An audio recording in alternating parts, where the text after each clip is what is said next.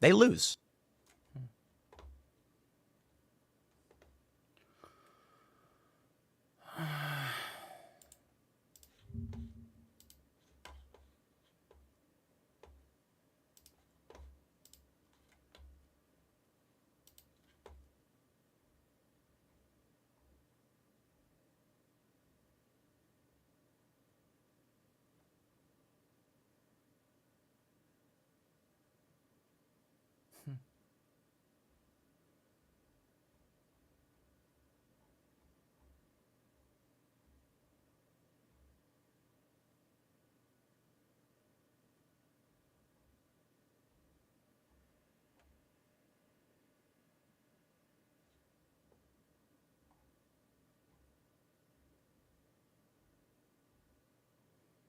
Anything else that I wanna? Oh, well, hello, Somnium Static. I watched a 3-hour retrospective on the Delca games, and they are amazing. Hello, hello. It's been a while. How have you been? We're gonna do a really quick stream, and that's gonna be it.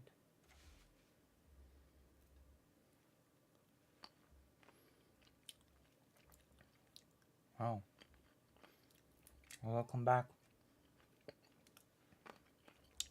I seem to be the only one here right now, so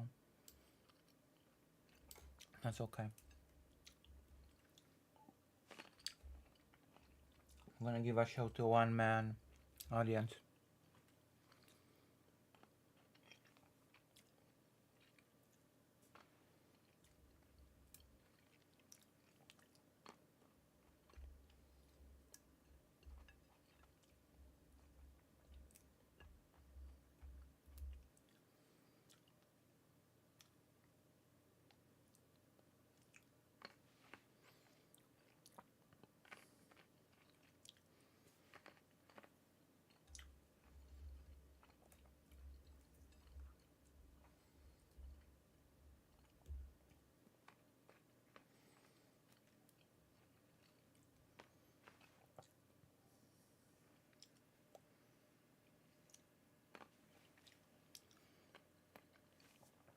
Alright, let's begin. So, we were gonna just tackle 3 topics today. It's gonna be short, sweet.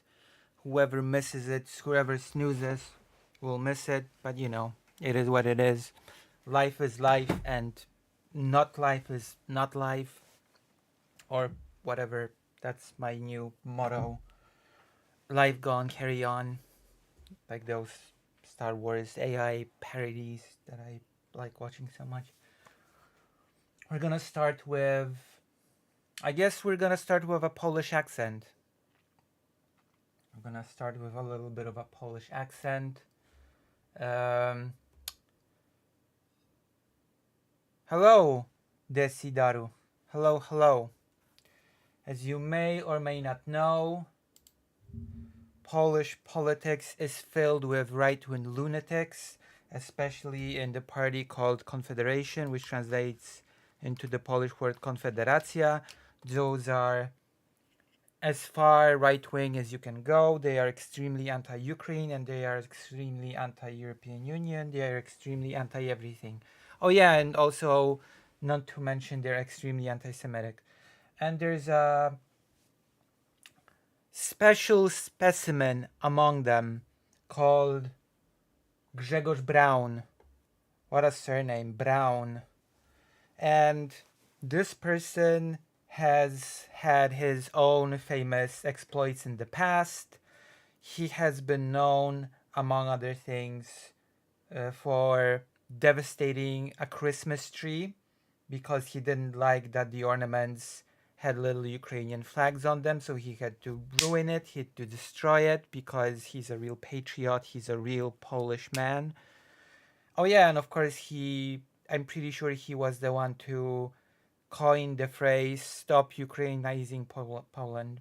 So there's that going for him. That's also one of his big achievements in life. And of course, there was at the end of last year when Hanukkah was being held in the Polish parliament. He infamously stormed in to the parliament with a fire extinguisher and attacked people and Hanukkah candles with it, which is another big achievement of his. This person is full of achievements, full of great deeds to show his patriotism. And unfortunately, as sad as it is, this person has been voted in by the Polish public to be an MP in the European Parliament. So of course, he took the opportunity to voice his opinions in the European Parliament. I have an article here. Grzegorz Braun let himself be heard in the European Parliament. After 42 seconds, his microphone has been shut off because the European Parliament does not really have the patience for Grzegorz Braun's brand of nonsense. A session has begun in Strasbourg. It'll go on till Thursday. Grzegorz Braun decided that he wanted to speak, and what he said was enough for his mic to be shut down. What did he say? What did he say exactly?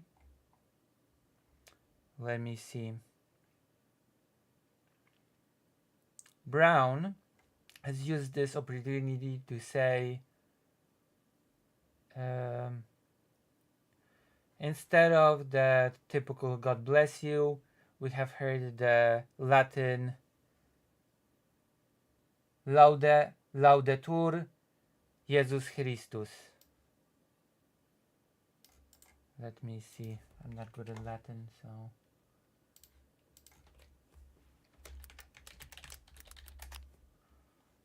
Which means, yes, may Jesus Christ be blessed or whatever in Latin. And then he said, that was the thing. The next thing is the thing that made his microphone be turned off.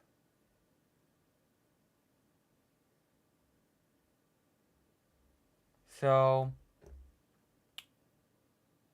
are we dealing with some sort of war council here? Are we really going to fight? What for? With whom? With what resources? You're not helping Ukraine by prolonging this war. You're not helping the Ukrainian population that seeks shelter and is running away from its own country, said Grzegorz Braun, after which his microphone was basically just shut down.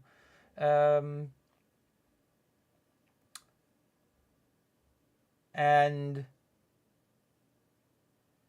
Grzegorz Braun decided to go get on stage once again because, you know, he had an extra chance.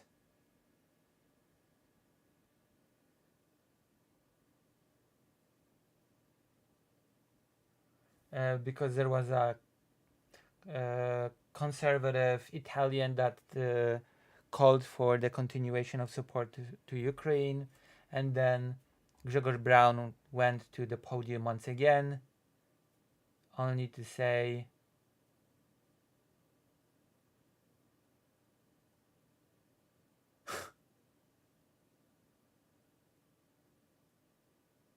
the last time Italy has sent its expedition forces to the front line, to the eastern front line, was in 1941. Are you going to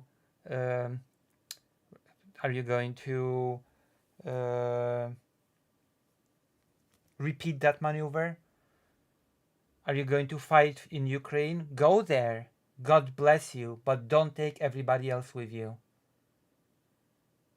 said Braun to the Italian person that called for the continuation of aid to Ukraine.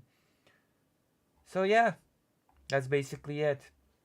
Let us also not forget, because it would be very neglectful for me to not remind everybody present that Grzegorz Braun, the Polish politician, has also been known for his actual connections to Russia, for his actual and his party members' actual praising Russia, actual going with Russia party line, actual meeting with expelled Russian spies. Well, it's like it's good company. Um, the Confederacy Party is extremely anti-Ukraine and spreads extreme misinformation.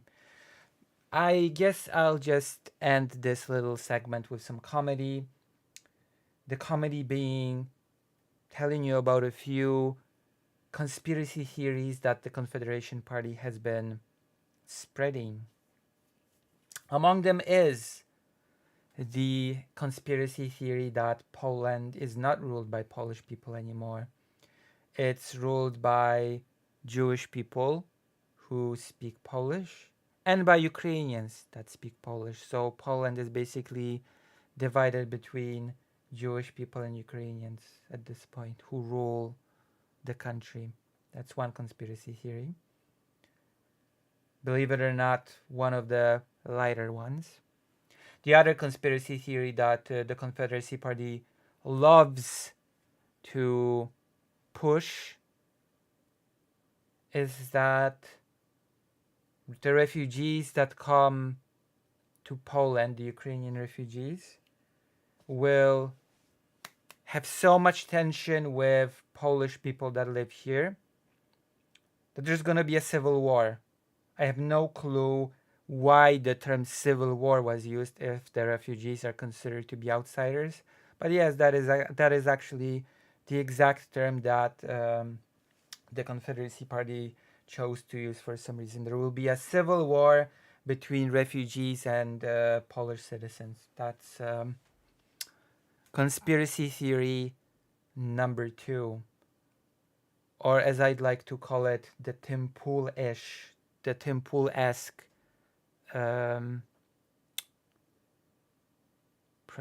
sort of propaganda thing. The third one is the wildest. The third one is that the war in Ukraine is basically manufactured in a way that will make Ukrainian people die on the battlefields on the front line. And then Jewish people will be kicked out of Israel and will come to the newly empty Ukraine, and they will create Israel 2.0 in Ukraine, because all the Ukrainians will be gone because they will die in the war. That's conspiracy number 3, the perhaps the wildest one. So as you can see, the Confederacy Party is populated only by the most reasonable, normal, and well-adjusted people, as always, with extreme right-wing parties. All right, we're done with this. We're done with this little segment. We are done with segment number 1 out of 3. We are really going fast through those topics, aren't we? How much did it take us? 10 minutes, give or less, give or take. It's good. Snappy 10-minute segment about a lunatic from the Polish Conservative Party, or far-right party, dare I say, fascistic party almost. All right, next up is about our buddy, our friend, Tim Pool. That's right. We've spoken a bit about Polish lunatics, so now it's our duty to speak just a little bit about our US Russia paid lunatic, the one that has received $100,000 per episode for spreading Russia misinformation. I've been talking about about Ryan, the failed assassin of Donald Trump, and how many conspiracy theories have spawned around this person, just how many wild, unrealistic, completely fabricated and nonsensical fairy tales have been written about this person, how he's a special agent from Ukraine that has been sent to assassinate the president, how he had secret ties to the Ukrainian as well as US secret forces, special ops, as well as how this person was a recruiter for the Foreign Legion, which Foreign Legion has issued an official statement that this person has nothing to do with us, never had anything to do with us. He acted totally on his own. So, Tim Pool, I'm not gonna watch the whole Tim Pool bit because it's sort of a waste of time. But there's a little clip that we can watch when he talks about the failed assassin. And it seems like even though Tim Pool has been outed as a useful idiot for the Russian government, it has not slowed Tim at all in his spread of complete misinformation and nonsense. So,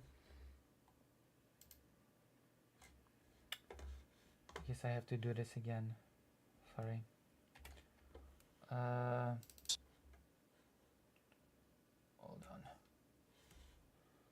Hold on. It seems like I have to do the bird milk thing again. I should have done this before stream, but whatever.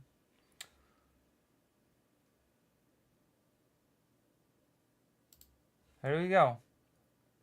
Russia-funded Tim Pool suggests that the man who tried to assassinate Donald Trump should be investigated for being a Ukrainian agent. Which, a bit ironic coming from Tim Pool, who has actually been funded by the Russian government to spread misinformation, and it has been demonstrated and proven. But, you know, whatever. Whatever, Tim Pool. Let's just hear what you have to say before we make any comments. Okay? But I have to question. We have to pursue this. They will not do it. They will not do it. There's a very real question. Is there some kind of Ukrainian involvement? Look, this guy, he's a grunt. Yes. Surely there is involvement. We'll see if Tim Pool will continue to say anything stupid. I mean, of course he will, but we'll just have to address this as he goes along. He is an ideological wingnut. He's the suspect.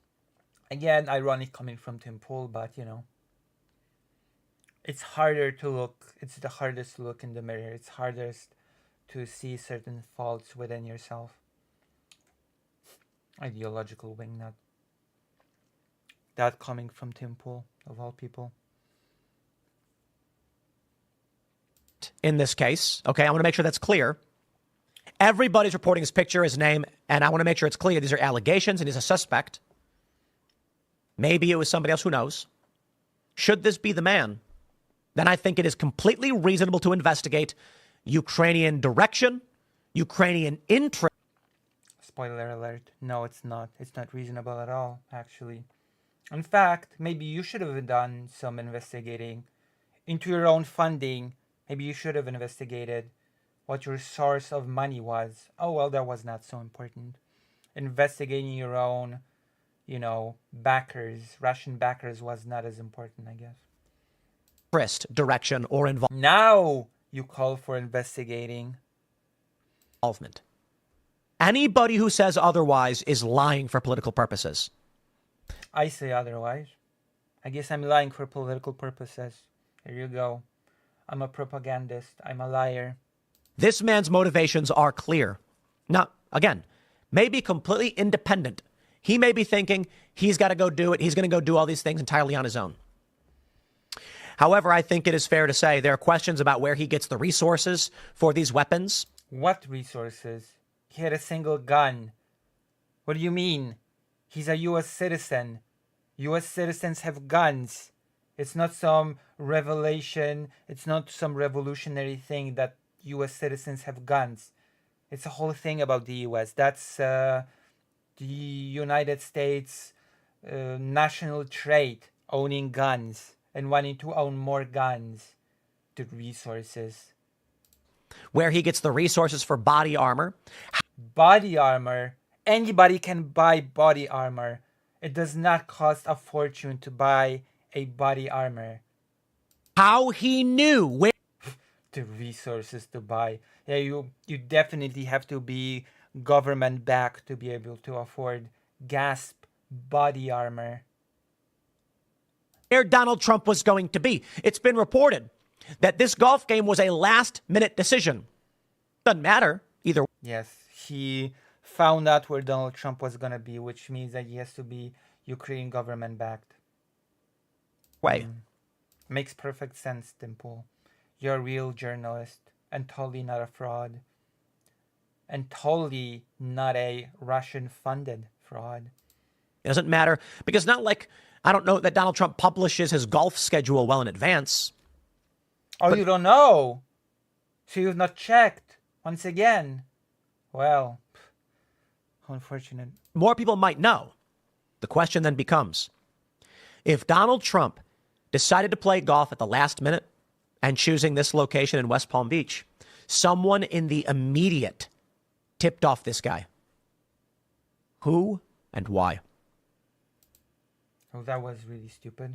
And of course, let me remind you that this Ukraine-backed asset is a 50-something-year-old guy who decided on his own to go to Ukraine, wanted to join the army, got rejected, started to recruit people on his own. He had nothing to do with the actual official Foreign Legion, got rejected. Again, nobody wanted to listen to him. Got back to the US and decided to assassinate the presidential candidate. And of course, it spawned a whole slew of conspiracy theories about this guy. How he must scary stuff. How he must be some sort of like an agent of the Ukrainian state. How he must have been sort of connected, so connected to have access to all these resources. A real professional, thwarted before even a single shot was fired. Amazing. Real assassin hired by the Ukrainian government. And also some conspiracy nuts also imply that he also had connections to the US Secret Services or whatever. Like, that's the alternative media. Once again, I guess I have to go back to the topic from yesterday. The alternative media, especially Russia-financed alternative media, because at this point it is well known who is the patron of Tim Pool, will jump at this. It was known that the alternative media would jump at this opportunity to spread even more misinformation. I will once again repeat the point that I've made yesterday time and time again. As much as it's obvious that it's a load of nonsense, as much as it's known that it's a load of nothing, the unfortunate reality is that those alternative media outlets have massive audiences. A lot of them depend on those influencers, pure, like solely on them for information. They will not double check. They will not look into other sources to check if what they're saying is true. They will watch this and they will simply walk away with the conclusion that there's something fishy going on, that this guy had all those resources, the body armor, the gun, all that. Where did he get it from? He went to Ukraine as well. And Donald Trump has recently basically indicated that he would stop supporting Ukraine. Wow. putting 2 and 2 together. He must have been backed by the Ukrainian government. It is so obvious. Oh. That is the unfortunate reality of the so-called alternative media that fights against the establishment and tells it how it is. The real truth that the establishment will not tell you. Oh, I guess this was a hyper short one. This was like a super duper short segment, wasn't it?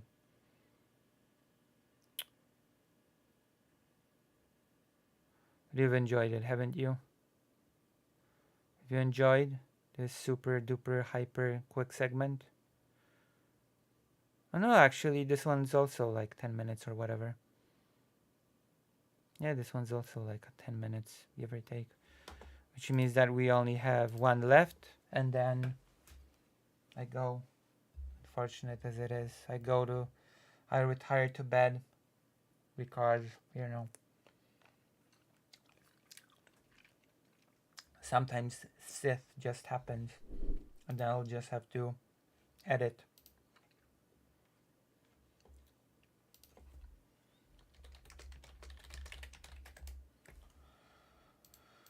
All right. That's right. Oh yeah, before we do the last segment, I'm gonna show you something. Hello. All right, I'm gonna show you something. I'm gonna show you something really weird, but you know, we might have already watched it once, but whatever. These things can be watched time and time again. Where is it? God, where is it?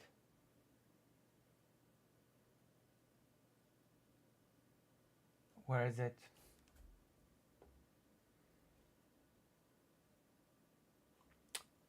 Where is it? Hold on. Yeah, it is. It is an AI voice parody. One of my favorites. Obi-Wan. Hold on. It's very weirdly creepy humor, but you know.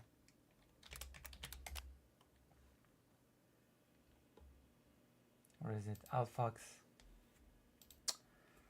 Where's this one?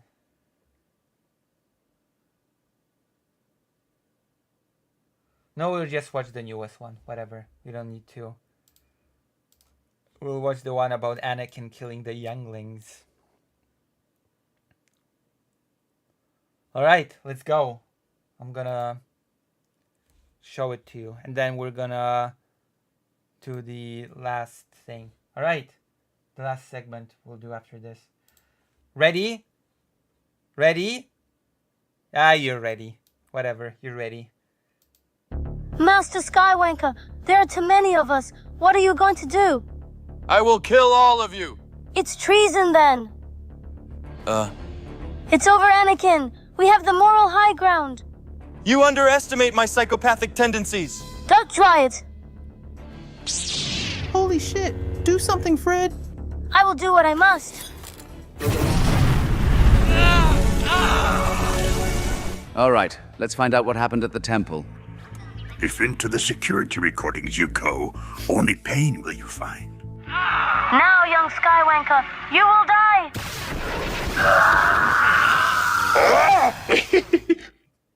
Okay, we'll watch one more. Those are funny.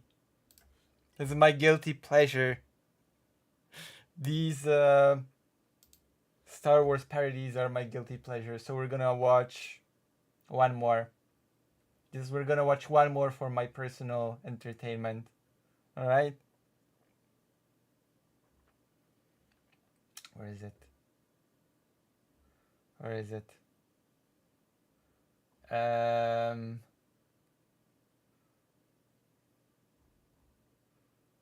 Where is it?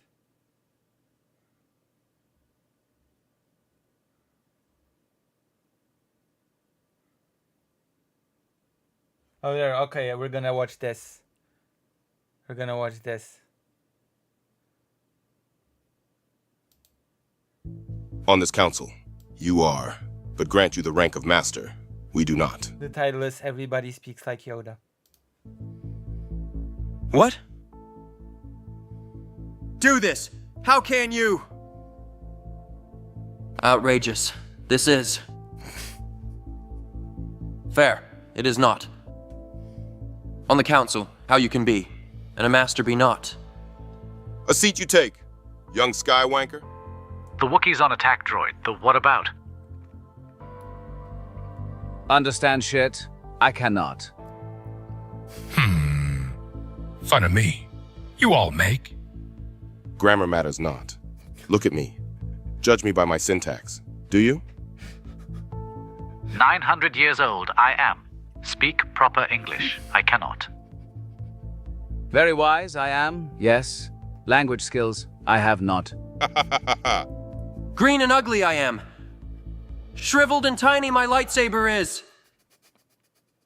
Okay, Anakin. This just got weird. Dude, too much, Anakin. Wow, that was really over the top, Anakin. You ruined it, Anakin. Sit your ass down. Yes, what's wrong with you, Anakin? That was not okay. Now we have to chop you up. Hold up, Master Yogurt. Did you just speak normally?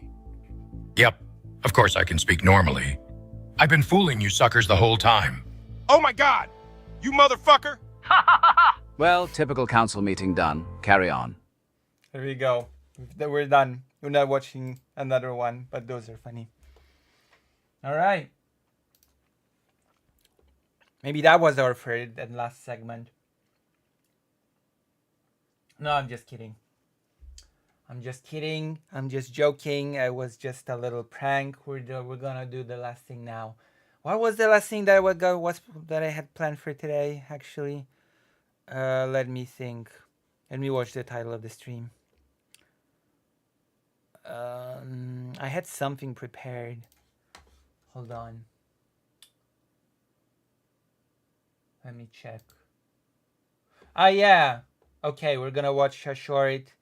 Okay, so as we know, Ukraine has been in dire straits. Ukraine has had problems with weapons delivery. It's been tough.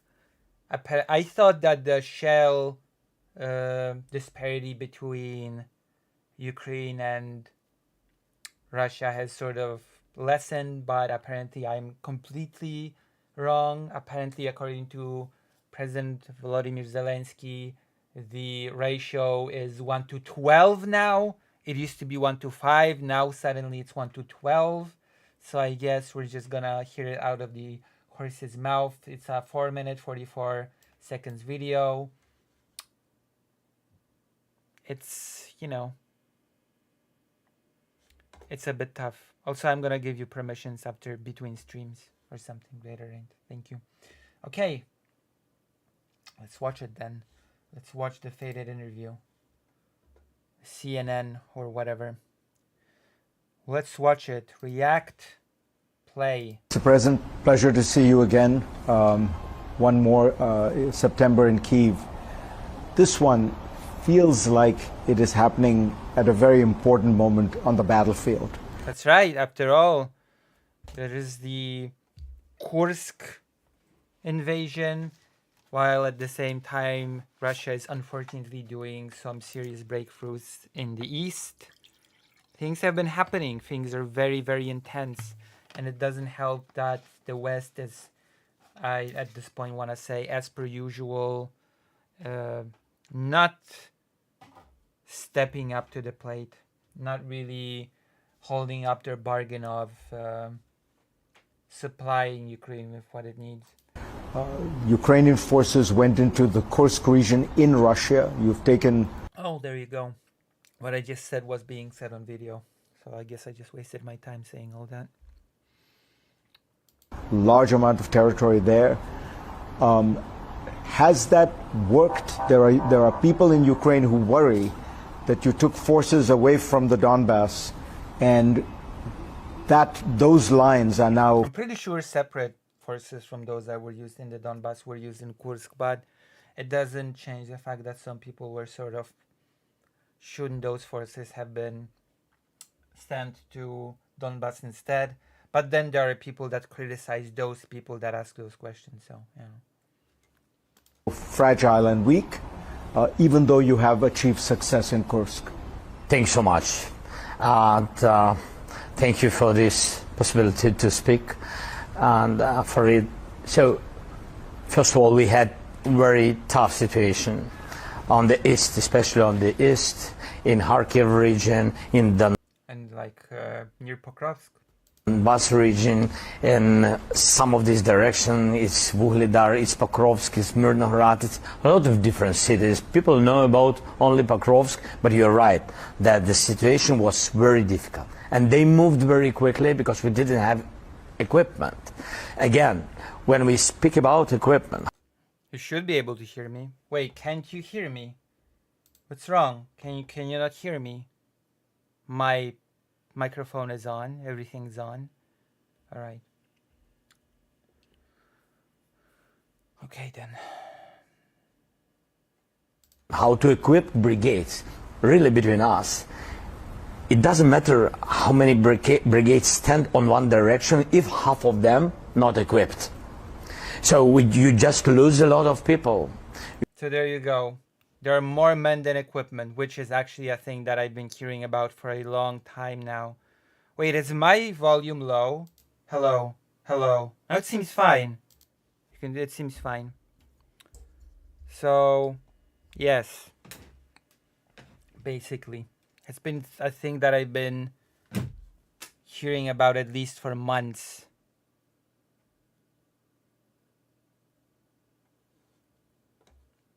Oh.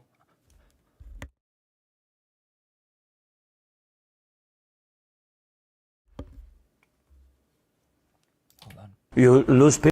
At least I'll just make the video slightly less loud. There you go. Alright. Let's continue. The truth is that what is being said here is that the West is not sending enough equipment. Basically saying that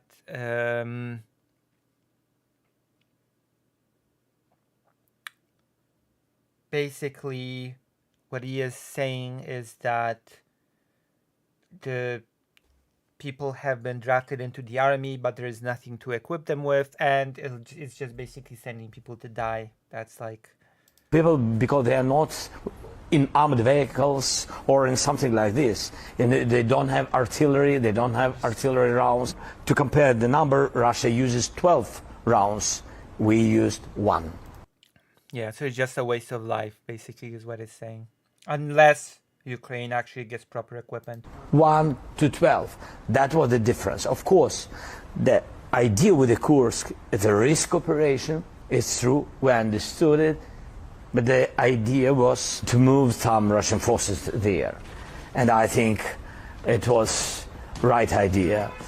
You know, we've talked about munitions often, and you talk about it a lot. Help us understand. So the U.S. has passed this big aid package. Europe has passed aid packages. Why is that not translating into enough munitions for you now? There are a few reasons for that. The biggest reason is that the aid is being transported to Ukraine with huge delays, usually too little, too late, in too little quantities and too slow. I wonder what Zelensky's answer is going to be. I mean, he probably will mention that, right? He's like, it's just inevitable that he will mention those aspects.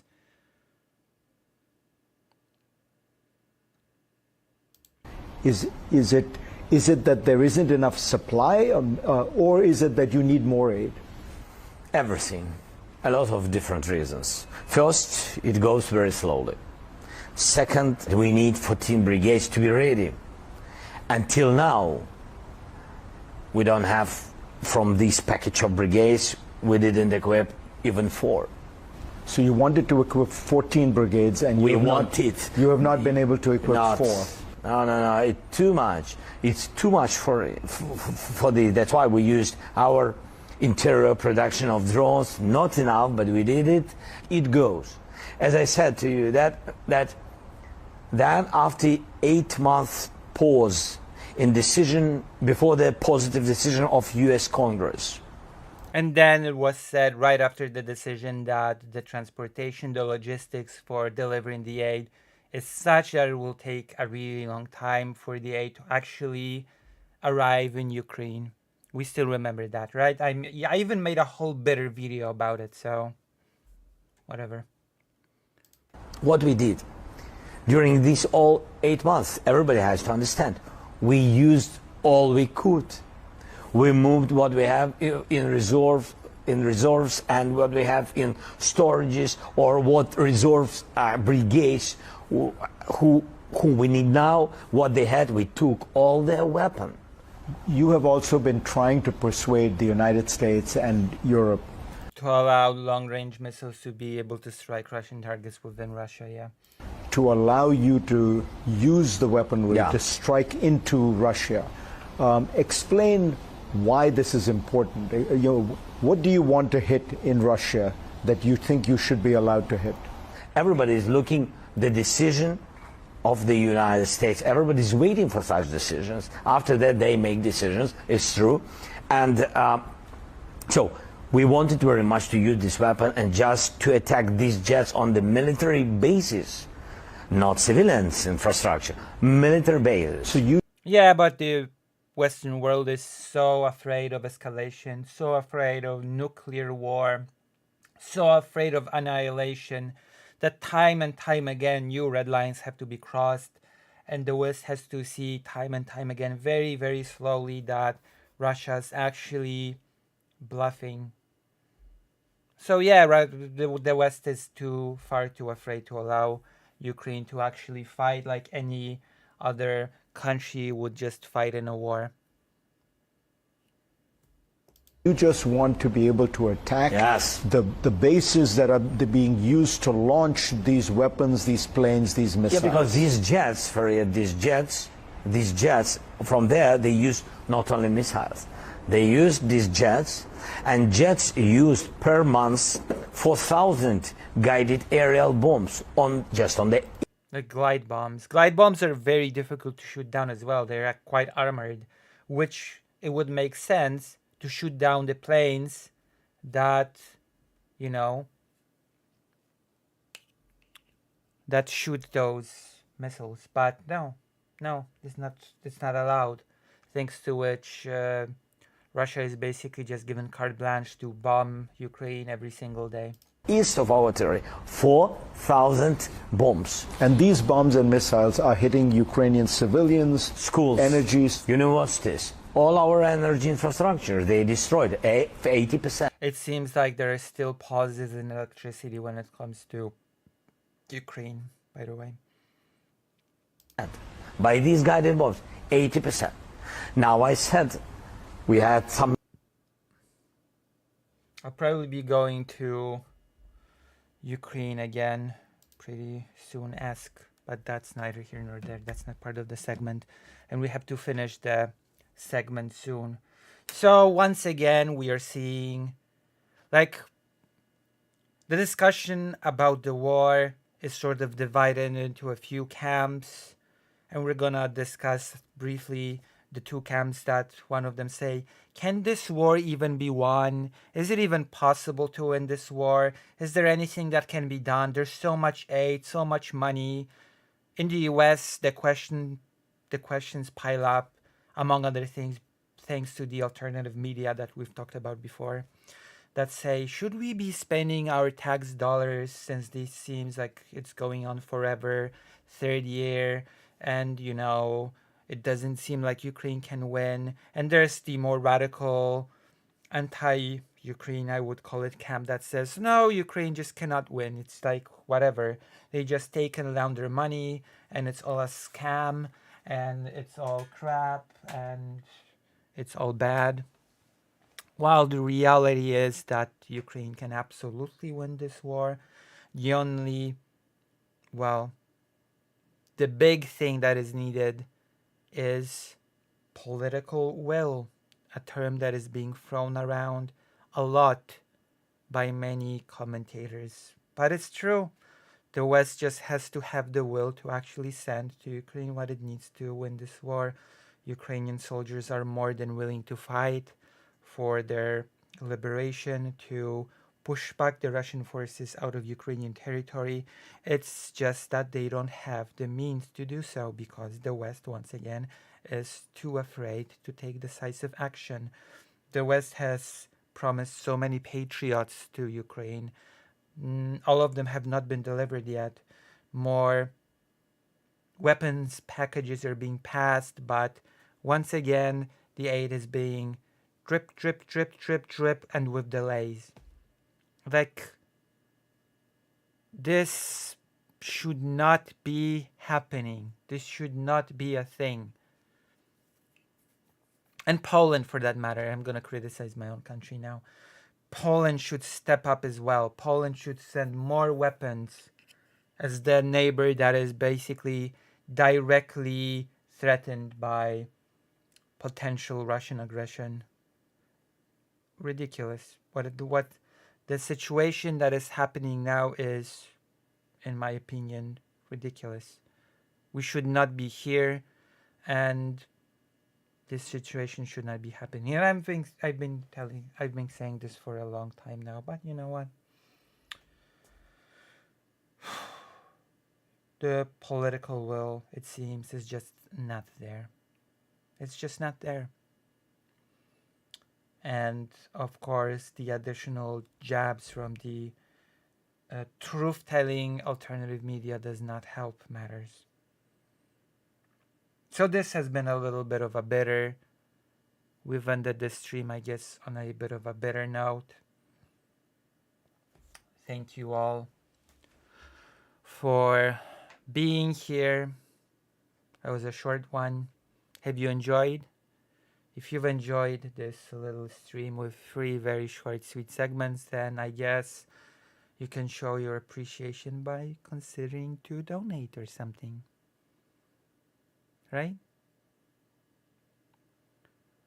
I'll do my best. I had errands today. I had a big mission. I had to retrieve that item. I had to retrieve an item.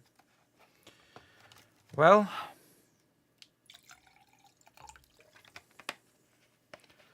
did flooding interfere? The flooding does not reach my region. The flooding mainly affects south of Poland. It does not really affect the region where I live. It is pretty devastating though. The floods are pretty devastating. I'm not gonna lie. Some cities have been like devastated. Some people said that they look like shelled cities near the front line.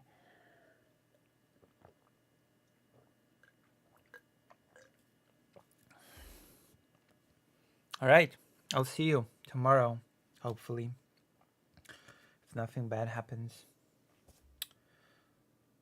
So, good night. There is tremendous support publicly for Ukraine in the US, even among Trump supporters from the USA. Oh, thank you, my favorite US viewer, Desi Daru, who should join the page and probably subscribe, because I'm your new favorite streamer. All right, I will see you. Will I see you? Well, I hope so. I hope I will see you. There's not been a lot of people tonight, but you know what? They say that sometimes less is more. Also, I'm gonna check something real quick.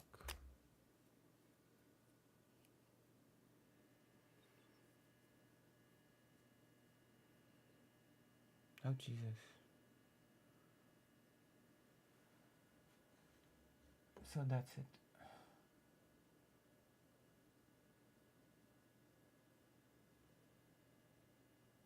It's been an extremely... wow, this has been like one of the shortest streams ever in the history of streams.